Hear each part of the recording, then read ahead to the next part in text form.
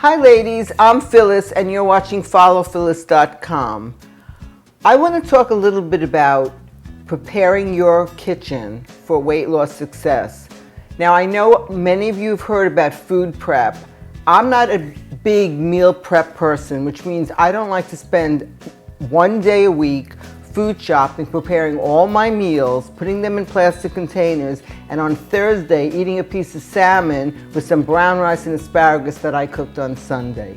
So what I do is I like to keep my kitchen diet or nutritional friendly, which means that I always have food that I can grab and go that is healthful and delicious, and most importantly, it's food that I like.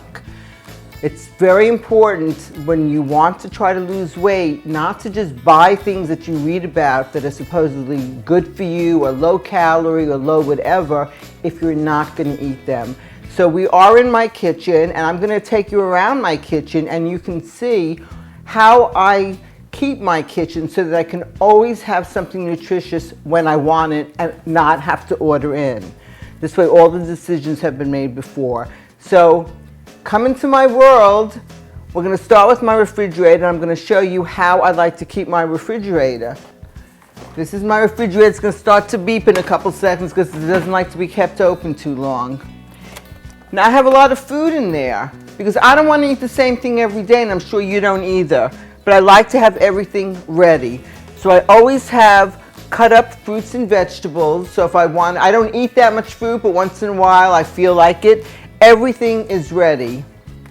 I can go and I have mushrooms, I have salad.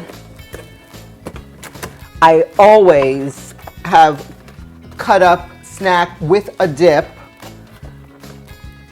A rotisserie chicken, which has saved me like a million times, and I am doing a video on that. I always have one of these in my house. I have brown rice. And then I also have lots and lots of snacks that I like.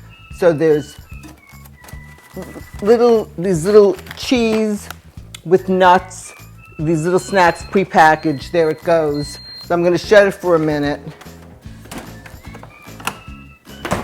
I like to keep lots of pre-portioned foods around so I can just grab something. And I happen to love these little packages because they have, I eat cheese, not that much, but just have cheese and nuts, so I go to these. I have gluten-free pretzels with hummus. Everything is portion controlled and calorie controlled, and I like these things. If I don't want to have the carbohydrate of the pretzels, I can just go and take out the celery sticks. I mean, I have a million options. I know what I'm eating at all times, and of course I always have eggs in my house.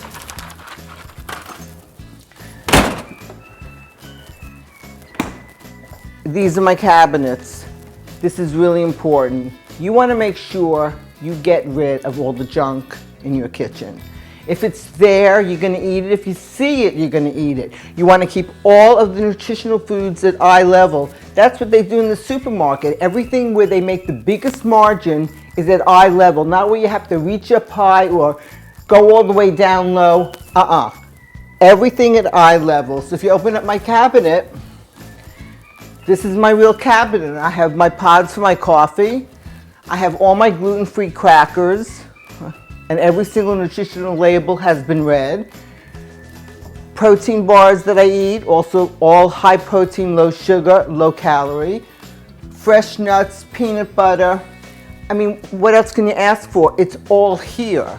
So if I want a snack, I don't have to go and look and find, and it's here for me. You really want to do that. You want to keep your kitchen nice and clean. You want your kitchen to be a restful spot, not all cluttered, because when everything is clean, it makes your choices a lot easier. Now, I'm human just like everybody else, and once in a while I want a cookie. But what I do is I keep it hidden. So I have my little secret stash drawer, which some people know about. And I just go in here. It's hidden away. And honestly, I forget about it. I have found things in here that must have been here a year.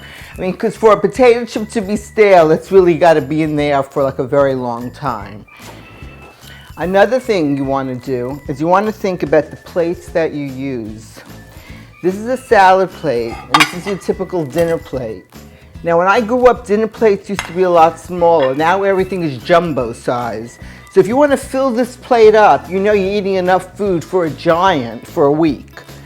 So what I like to do is I serve my main dishes on a salad plate. Your food looks much, much larger on a salad plate than it does on a dinner plate.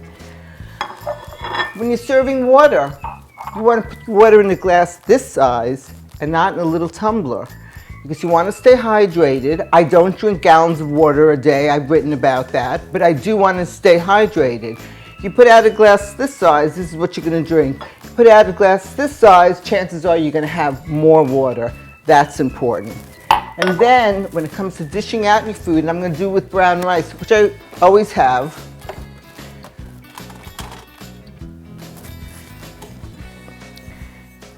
this is a typical serving spoon.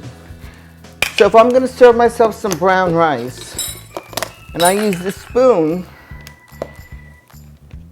I'm going to get, with this spoon, all over the counter, I'm going to get a big mound like this. Then I'm going to use my fingers. Why not use an eating utensil, a spoon like this? Because now you want to have some brown rice, and you dish it out. That's how much you get. What do you think, ladies? You're going to stand there and keep scooping and scooping and scooping? Maybe you will, but maybe you won't. It's like when you go to the ice cream at night, you grab a teaspoon, not a tablespoon. Every little bit counts. Wherever you save calories, they're banking. You're constantly, that's what I do. I save 10 calories, 20 calories, 50 calories. I talk and write about it all the time. I mean, just on that suggestion alone, look at the difference of the portion size. That's one spoonful. So that would be something that you should look into. The last tip I want to give you is stay dry, not wet. And by that I mean when you're going to season your food, you want to go to your dry herbs, your dry spices. There are so many on the market now that are delicious and low sodium. That's extremely important. Just don't go for your salt. So I keep a drawer here with all my spices, so when I want to cook, I have all kinds of flavorings to go for. If you use wet marinades, not all of them, but many of them, even if they say lower fat, lower sodium, most of them are loaded with salt, and if they're not, most of them are loaded with sugar. So if you want to grill up a couple of chicken breasts or maybe a piece of meat, whatever it is you want to cook, you can just go to your drawer like I do. It's easy. It's right here and it's all stocked. I don't have to think about it. Maybe I want an Italian flavoring, maybe I want an Asian flavoring. I have it all here. You just sprinkle. You need a little bit of liquid, you just use water. I stay away from the marinades. I stay away from any kind of those liquid seasonings because they are just salty and sugary.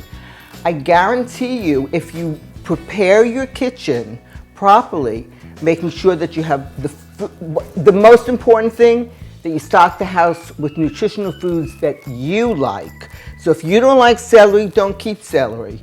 If you don't like apples, don't keep it. You like a pear, keep pears. You keep in the house what you like to eat. It's up to you to make your environment diet friendly, because if you don't, it's very easy to just grab the wrong foods and if you do that consistently, that's going to lead to weight gain, and at the very least, you're not going to lose. So enjoy your food, ladies. Stock your kitchen properly, and I guarantee weight loss success. I lost my train of thought. Last time I brought it was chicken.